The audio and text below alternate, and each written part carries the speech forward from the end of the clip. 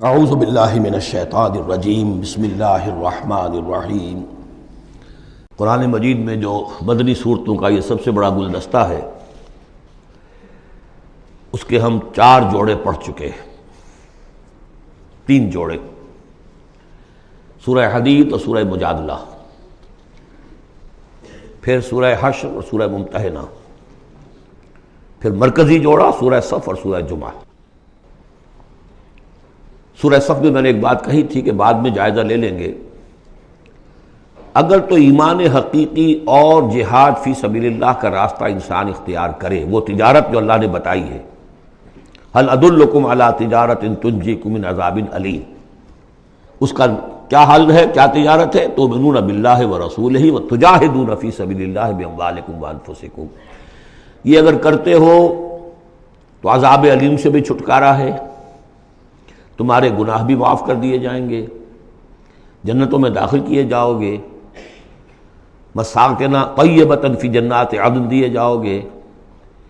ایک خاص حد تک تمہارے ایمان اور عمل صالح کی جب ہم جانچ پرکھ کر لیں گے اور ثابت ہو گئے کہ تم نے حق ادا کر دیا، تو دنیا میں نصرت بھی آئے گی، فتح بھی ملے گی، اور سب سے بڑی بات یہ کہ تم اللہ کے مددگار قرار پاؤ گے۔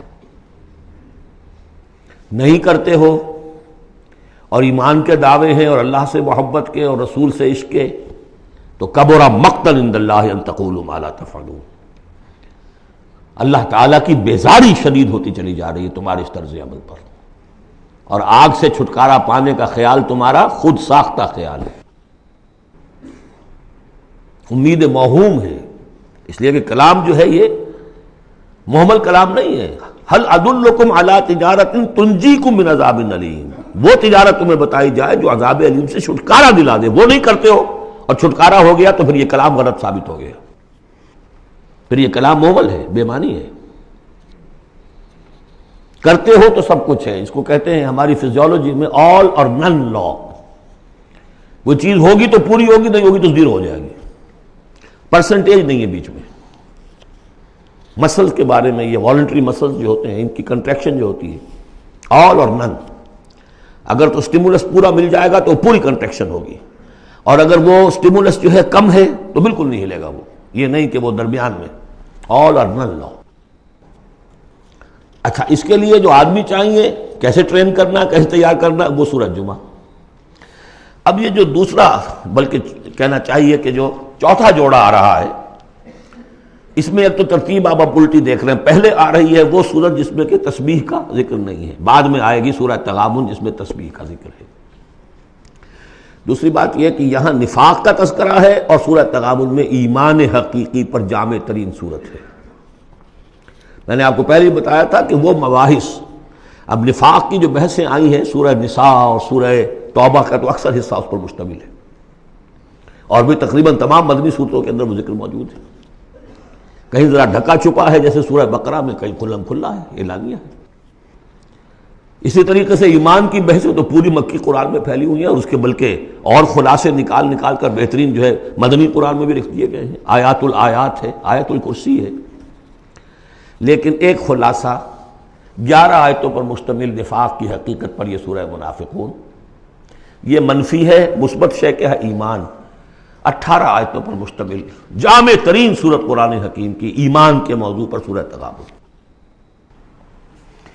نفاق کے بارے میں چند باتیں سمجھ لیجئے جو اگرچہ پہلی بحث میں بہت آ چکی ہیں، لیکن آج پھر میں بتا دینا چاہتا ہوں۔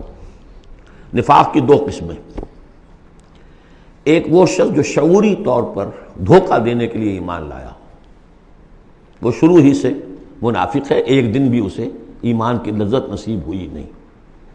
سورہ آل عمران میں اس کی مثال موجود ہے، سازش کی، صبح کو ایمان لاؤ، شام کو مرتد ہو جانا، تاکہ یہ اسلام کی جو ساکھ بن گئی ہے، گڈ ول بن گئی ہے، یہ ختم ہو جائے۔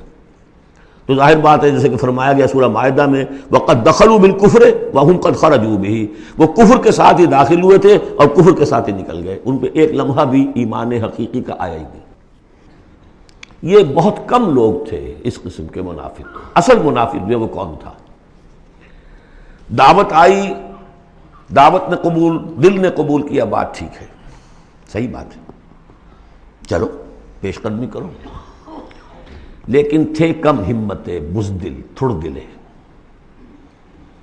اب ظاہر بات ہے یہ دعوت تھی انقلابی دعوت، انقلابی دعوت میں تصادم کے مراحل آتے ہیں، اور وہاں جو ہے تکلیفیں، آزمائشیں، مصیبتیں، ایثار مال، بذل نفس، یہاں تک کہ وہ مرحلہ بھی آ سکتا ہے کہ نقد جان ہتھیلی پر رکھو اور میدان میں آ جاؤ۔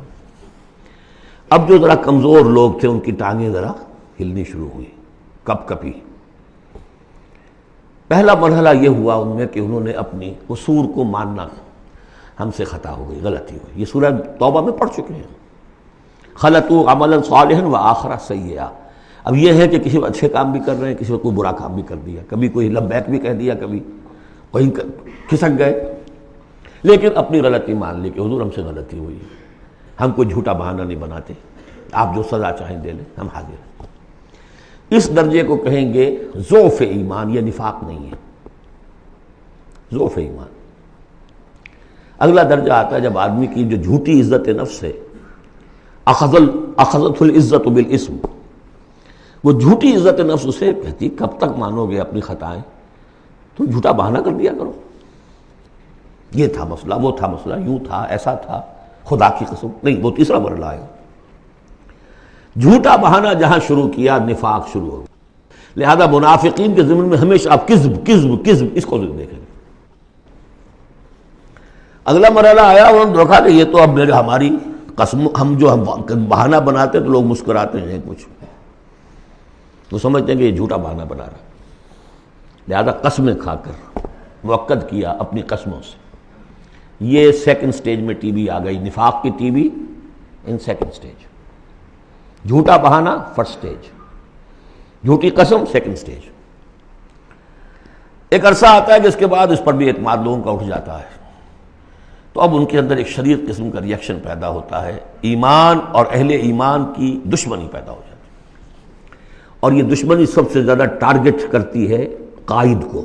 اس نے ہمارے لیے ساری مصیبت کھڑی کر دی، ہم آرام سے اپنے مدینے میں آباد تھے، رہ رہے تھے، یہ آ گیا، اس نے آ کر یہ سارا جو ہے معاملہ ہمارے لیے، بھائی کو بھائی سے جدا کر دیا، خاندانوں میں رفت پیدا کر دی۔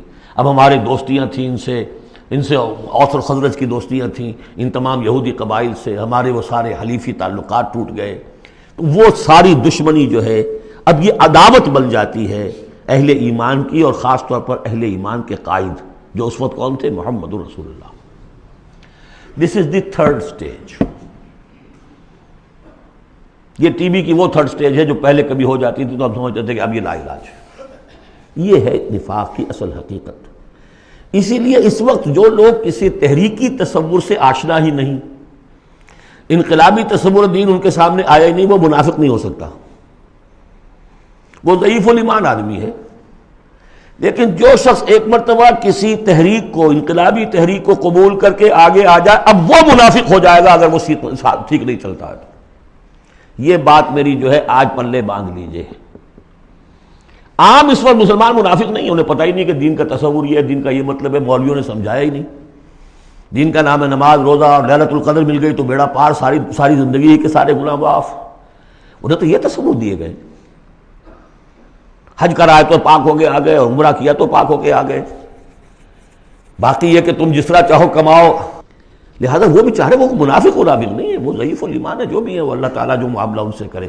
جو شخص کسی حقیقی انقلابی اسلامی تحریک سے متعلق ہو جائے، اس کو حق سمجھ کر، پھر اگر وہ پیچھے ہٹ رہا ہے اس لیے کہ قائد میں اسے کوئی چیز ایسی نظر آئی کہ یہ تو غلط کار انسان ہے، دھوکے باز انسان ہے، ٹھیک ہے، پیچھے ہٹ جانا چاہیے۔ اگر یہ طریقہ کار جو اس نے بتایا تھا یہ اس سے منحرف ہو گیا ہے، پیچھے ہٹ جانا چاہیے۔ جو اس نے طریقہ کار بتایا تھا اس وقت ہمیں معلوم ہوا تھا ٹھیک ہے، لیکن اب ہم سمجھتے ہیں کہ ٹھیک نہیں ہے، پیچھے ہٹ جانا چاہیے۔ یہ سب ٹھیک، اس میں نفاق نہیں ہوگا، لیکن محض اس لیے کہ اب مشقت کرنی پڑ رہی ہے، محنت کرنی پڑ رہی ہے، اپنے کیریئر پر آنچ آ رہی ہے، اپنے لیے جو ہیں اور زندگی کی لذتیں جو ہیں ان میں ہمارا گھاٹا پڑ رہا ہے، جائیے کہ کبھی امیر نے ڈانٹ دیا ہے، یہ تو ہوتا ہے جماعتوں کے اندر، ہوتا ہے، زجر بھی ہوتی ہے، توبیخ بھی ہوتی ہے۔ حضور نے یہاں تک بھی کہا کہ میرا جی چاہتا ہے کہ جو لوگ نہیں آتے فجر کی نماز میں کسی اور کو یہاں پر امام بنا کر کھڑا کر دوں اور جا کر ان کے گھروں کو آگ لگا دوں، یہ بھی تو کہا ہے محمد رسول اللہ صلی اللہ علیہ وسلم۔ تو بہرحال اس وجہ سے اگر کوئی پیچھے ہٹا تو وہ اس پروسیس میں آ جائے گا، اس کو اچھی طرح سمجھ لینا چاہیے۔